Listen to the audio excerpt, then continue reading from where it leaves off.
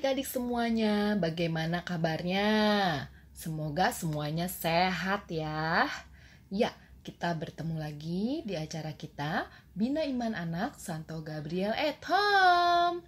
Nah, adik-adik, kita bertemu di Minggu Prapaskah kedua.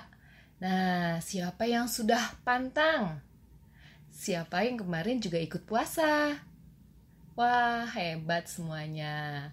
Nah, adik-adik, mari kita memulai kegiatan kita dengan doa pembuka. Mari kita duduk dengan baik dan kita siapkan hati kita untuk berdoa. Dalam nama Bapa dan Putra dan Roh Kudus, amin. Tuhan Yesus yang baik, kami bersyukur atas keluarga tempat kami hidup dan bertumbuh bersama. Ajarilah kami agar kami saling memperhatikan, mengasihi, dan menghormati setiap anggota keluarga kami. Kemuliaan kepada Bapa dan Putra dan Roh Kudus, seperti pada permulaan, sekarang, selalu, dan sepanjang segala abad. Dalam nama Bapa dan Putra dan Roh Kudus, amin. Bacaan kita hari ini diambil dari Yohanes 2 ayat 1 sampai dengan 11. Perkawinan di Kana. Pada hari ketiga ada perkawinan di Kana yang di Galilea, dan ibu Yesus ada di situ. Yesus dan murid-muridnya diundang juga ke perkawinan itu. Ketika mereka kekurangan anggur, ibu Yesus berkata kepadanya, "Mereka kehabisan anggur." Kata Yesus kepadanya, "Mau apakah engkau daripadaku, ibu? Saatku belum tiba." Tetapi ibu Yesus berkata kepada pelayan-pelayan, "Apa yang dikatakan kepadamu, buatlah itu." Di situ ada 6 tempayan yang disediakan untuk pembasuhan menurut adat orang Yahudi. Masing-masing isinya 2-3 buyung. Yesus berkata kepada pelayan-pelayan itu, "Isilah tempayan-tempayan itu penuh dengan air." Dan mereka pun mengisinya sampai penuh. Lalu kata Yesus kepada mereka, "Sekarang cedoklah dan bawalah kepada pimpinan pesta." Lalu mereka pun membawanya. Setelah pemimpin pesta itu mengecap air yang telah menjadi anggur itu, dan ia tidak tahu dari mana datangnya, tetapi pelayan-pelayan yang mencedok air itu mengetahuinya. Ia memanggil pempelai laki-laki dan berkata kepadanya, "Setiap orang menghidangkan anggur yang baik dahulu, dan sesudah orang puas minum, barulah yang kurang baik. Akan tetapi, engkau menyimpan anggur yang baik sampai sekarang." Hal itu dibuat Yesus di Kana yang di Galilea, sebagai yang pertama dari tanda-tandanya, dan dengan itu ia telah menyatakan kemuliaannya, dan murid-muridnya percaya kepadanya. Demikianlah Injil Tuhan. Terpujilah Kristus. Nah, adik-adik, tema kita minggu ini adalah persaudaraan di dalam keluarga. Judul yang sungguh menarik. Konon katanya, saudara artinya satu darah. Maka, dalam keluarga, kita semua bersaudara. Nah, adik-adik, apakah hubungan adik-adik di dalam keluarga sudah dekat? Nah, kira-kira kegiatan apa sih yang bisa mendekatkan kita dengan anggota keluarga yang lain? Apakah adik-adik punya ide? Berikut ini adalah beberapa ide untuk mencoba lebih dekat dengan keluarga. Salah satunya kita baca bersama-sama ya. Kegiatan pertama adalah berdoa bersama. Keluarga adalah gereja kecil.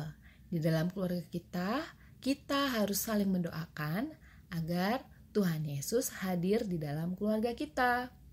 Nah, adik-adik, tidak hanya orang tua atau kakak atau kakek atau nenek atau tante yang boleh memimpin doa di dalam keluarga, tetapi adik-adik juga bisa untuk belajar memimpin berdoa di dalam keluarga. Ketika kebiasaan berdoa di dalam rumah sudah ada, maka ketika adik-adik diminta untuk memimpin doa di sekolah atau di luar rumah, adik-adik sudah terbiasa. Dan pasti adik-adik dengan percaya diri, saya mau memimpin untuk berdoa. Siapa yang berani? Wah, semuanya mengacungkan tangan. Nanti ya kalau kita sudah berkumpul lagi. Kegiatan kedua adalah masak bersama. Ini pasti seru sekali, karena semua anggota terlibat untuk menyiapkan makanan yang bisa kita santap bersama-sama. Kira-kira bagaimana ya pembagian tugasnya? Oh, ya, mungkin orang tua yang memasak atau menggoreng yang berhubungan dengan api sehingga akan lebih aman. Lalu adik-adik ada yang bagian memotong atau membersihkan atau mencuci. Nah, banyak hal yang bisa kita lakukan secara bersama-sama dalam kegiatan memasak. Dan jangan lupa, kalau memasak bersama, kita juga bisa request. Kita bisa minta menu yang kita suka. Seneng kan kita bisa makan apa yang kita suka? Dengan memasak bersama, kita bisa belajar melayani dan juga membantu, sehingga kita tahu apa ya rasanya ketika kita harus menyiapkan masakan untuk keluarga kita. Dan kita juga jadi tahu kira-kira keluarga kita sukanya apa saja. Dengan mengenali kesukaan anggota keluarga kita, kita akan menjadi semakin lebih lekat. Kemudian kegiatan yang ketiga adalah bermain bersama. Bermain bersama keluarga juga penting loh. Mau tahu? Karena dengan bermain kita dapat membawa sukacita untuk keluarga kita. Nah, dalam permainan kita juga biasanya punya peraturan-peraturan tertentu kan? Nah, ini juga mengolah diri kita untuk menjadi lebih terbuka dengan keluarga kita. Kita juga harus jujur. Tidak boleh curang kan? Dan kemudian pasti kita senang karena kita bermain bersama dengan anggota keluarga kita sendiri.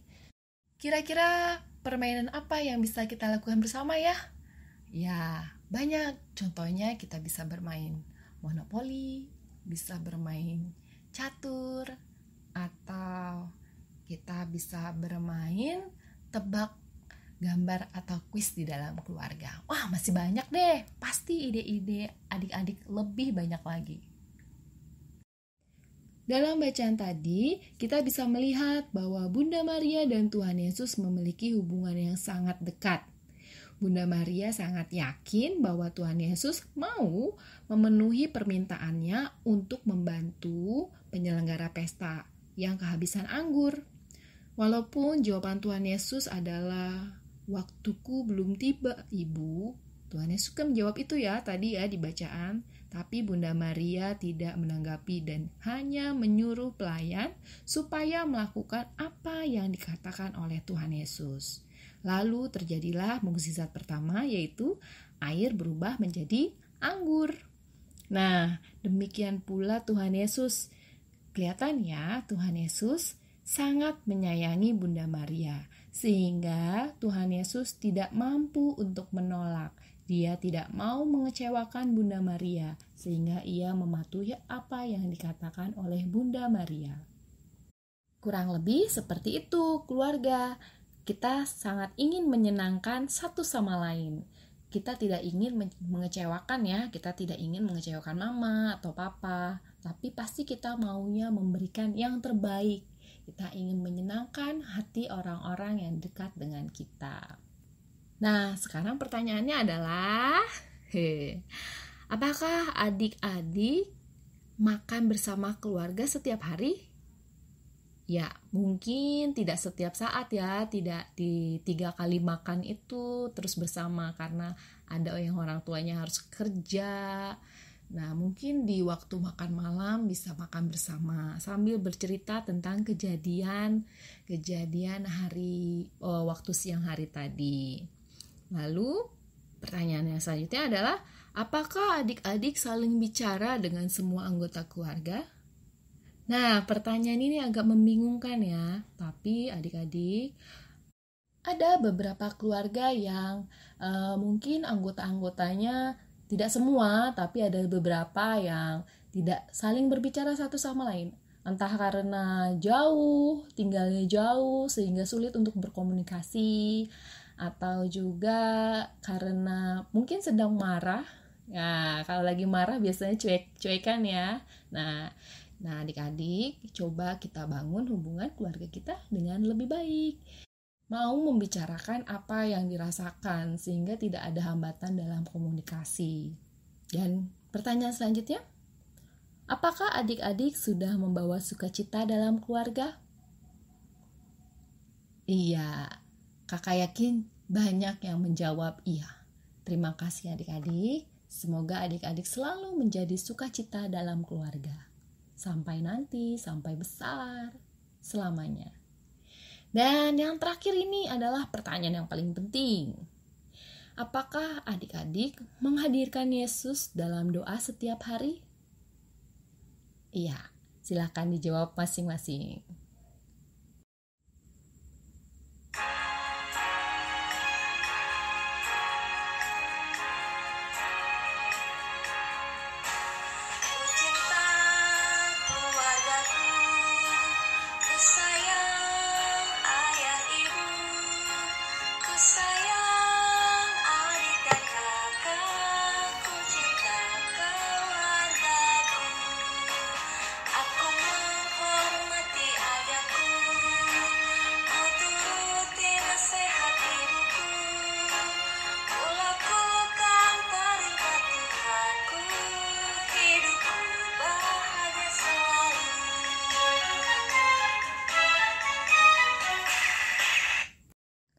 Nah, untuk aktivitas adik-adik yang lebih kecil, iya, aktivitas hari ini adalah kalian boleh berdoa bersama keluarga.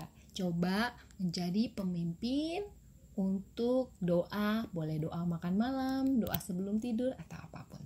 Dicoba ya adik-adik yang lebih kecil. Nah, kalau untuk kakak-kakak, adik-adik Bia yang lebih besar, buat kalian, arti keluarga itu apa sih? Yuk kita berbagi cerita tentang keluargamu dengan menuliskan cerita atau dengan merekam video aktivitas kalian bersama keluarga ketika berdoa, makan, atau melakukan aktivitas bersama yang lain.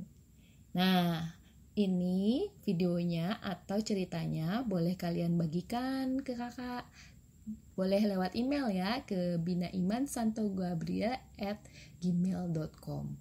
Atau kalaupun tidak, ini akan menjadi kenangan kalian di masa yang akan datang. Pesan kakak minggu ini adalah, sayangi tiap anggota keluarga sampai ia merasa disayangi. Kita baca bareng-bareng yuk. Sayangi tiap anggota keluarga sampai ia merasa disayangi. Nah, adik-adik tadi sudah lihat contohnya dari Alkitab ada. Nah, mungkin ada contoh-contoh lain di sekitar kita bagaimana membuat orang yang dekat kita, keluarga kita merasa disayangi. Kalau tadi contohnya Bunda Maria merasa disayangi. Pasti Bunda Maria merasa disayangi oleh Tuhan Yesus karena Tuhan Yesus mau menaati perintahnya. Begitu pula dengan adik-adik. Ketika adik-adik melakukan perintah orang tua dan melakukannya dengan baik, maka orang tua kalian akan merasa sangat disayangi oleh adik-adik. Begitupun sebaliknya. Baik, sikap hidup baru. Mari kita membaca bersama dengan suara keras ya adik-adik. 1, 2, 3. Saling melayani dan memperhatikan semua anggota keluarga. Sekali lagi, saling melayani dan memperhatikan semua anggota keluarga. Mari adik-adik kita berdoa untuk menutup kegiatan kita hari ini. Dalam nama Bapa dan Putra dan Roh Kudus, amin. Tuhan Yesus, terima kasih atas dampingan-Mu selama kegiatan Bina Iman ini. Ya Tuhan, ajarilah kami agar kami dapat selalu melaksanakan perintah-Mu di dalam keluarga dan di kehidupan kami. Tuntunlah kami selalu agar kami selalu belajar untuk menjadi lebih baik lagi.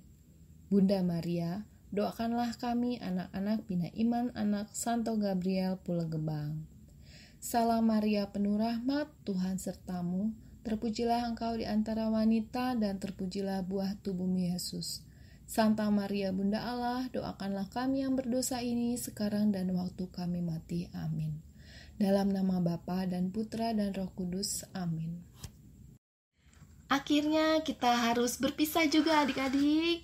Kakak ucapkan sampai jumpa minggu depan dan jangan lupa untuk diteruskan berpantang dan berpuasanya. Tetap semangat ya adik-adik, kamu pasti bisa. Sampai jumpa di Bina Iman Anak Santo Gabriel @.